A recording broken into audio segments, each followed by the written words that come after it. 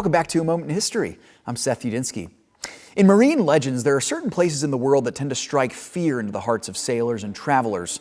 One of the most famous is a portion of water that covers a rather large footprint in the North Atlantic Ocean, roughly 500,000 square miles, and straddles the 𝙎𝙐𝘽𝙎𝘾 Sea in the Atlantic and parts of the Caribbean islands. It is a place where, according to legend, ships have been mysteriously lost at sea, radar connections have been unexplainably disrupted or fractured altogether, and planes have mysteriously gone down without explanation, a place known as the Bermuda Triangle. Now, according to my research, there have been more than 50 ships and more than 20 airplanes that have been destroyed or gone missing in the Bermuda Triangle without a trace. Known by some as the Devil's Triangle, it is marked by 3 locations to form its triangular shape in the mid-Atlantic Ocean. And these locations would be the southeast coast of Florida to the west, Puerto Rico to the southeast, and the remote island of Bermuda in the dead center of the Atlantic Ocean to the north. Now, the history of the Bermuda Triangle goes back more than 500 years, actually. The first documentation of it comes from the famous explorer Christopher Columbus, who actually passed through the triangle on his way to what he thought was Asia and what turned out to be the New World.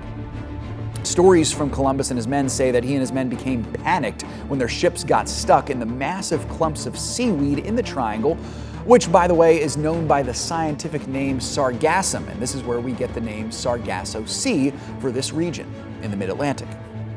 Now, scientists believe that this seaweed, which can obviously cause damage to boats stuck in it, also emits a semi-toxic fume that could make those breathing it in feel sick and even disoriented, which could have explained why Christopher Columbus and his men allegedly hallucinated while stuck here. Now, many more ships would go down in the centuries to come. And then when air travel became popular in the 20th century, several planes allegedly disappeared in the triangle as well. The question historians and conspiracy theorists have asked is, why has this happened? Now, some believe it to be a place of supernatural horror, and let me be clear, the supernatural world is as real as the natural world. After all, we serve a supernatural God. However, I believe that in the case of the Bermuda Triangle in particular, there could be a scientific explanation for all of this.